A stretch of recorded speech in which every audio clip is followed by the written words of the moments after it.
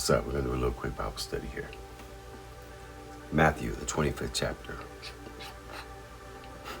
Matthew, the 25th chapter. It says, Then shall the kingdom of heaven be likened unto 10 virgins, which took their lamps and went forth to meet the bridegroom. And 5 of them were wise, and 5 were foolish. They that were foolish, the foolish ones, took their lamps, and took no oil with them.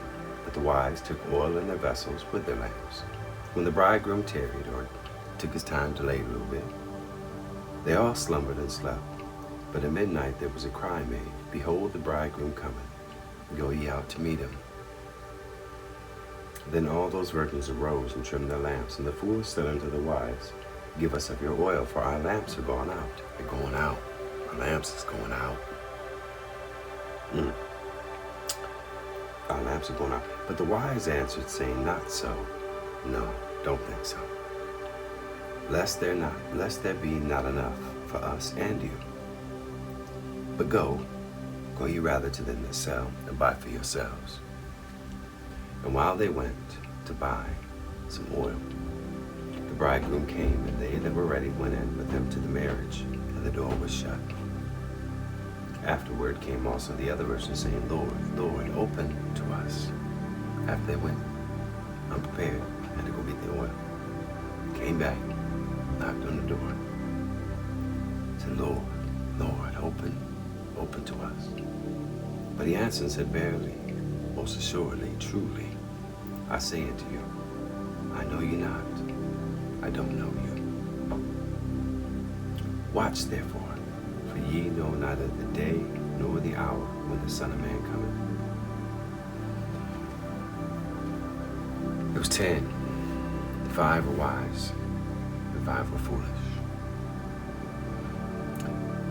The ones that were wise didn't just take what they needed. They took what they could possibly need, potentially need. The ones that were foolish just took basically what they wanted to take. So when the time came for them to go to this wedding, they were out of oil for their lamps. And if you understand the times, there was a long journey to where the banquet was. And you needed your lamps to be able to be seen in the dark.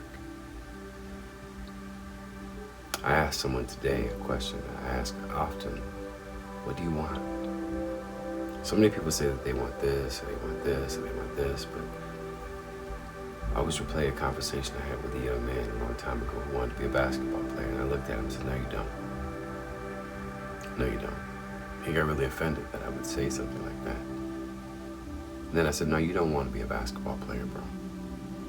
You don't want to be on a championship team. You don't want to play in college and potentially go to the NBA someday. You don't really want that. You like the idea of it. What you really want, though, is the t-shirt and the trophy. But you don't want to put in the work to make yourself available to be in that type of position. You don't want to do the hard work. You don't want to go through the struggles and the hard knocks, the pain, the agony, the sacrifice. You see, I think about like Michael Jordan. What would he have ever been if the only time he practiced was on the court during the game? What if there was no gym practices for him, backyard practices, shooting in a hoop on some dirt? What if we look at all of these people in our lives that have got to this level that we aspire to reach, and we took away all of the rehearsal, all of the practice, all of the rejections, all of the missed shots, all of the dropped catches, all of the strikeouts. If we take all of that away, their successes are impossible. You see, when Jesus is giving this parable about the 10 virgins, he's saying it's not about saying you want something. It's about preparing for it so that when it comes, you're ready to receive it and walk in it. Same thing applies to anything in life. Specifically now, I'm speaking to those that call themselves Christians, yet they never invest any time in this book right here. People People always tell me, oh man, I just don't have time. I got a lot going on right now. We all have a lot going on. But see, time is something that we don't control, but it's something we have to learn how to manage. And if you want something, if you really want something, you'll make sacrifices in other areas so that you can attain to it, so that you can reach it, so that the impossibility becomes a possibility because you put in the hard work and make the sacrifices necessary to accomplish and achieve it. It's the same thing for marriage. It's the same thing for relationships. It's the same thing for raising a child. It's the same thing for having an opportunity at a job and being promoted. There's a final thought that I want to put on everybody's heart that I hope you actually can hear. If you want something, before you sit there and calculate in your mind what it would look like to achieve it, look at all the steps along the way and ask yourself an honest question.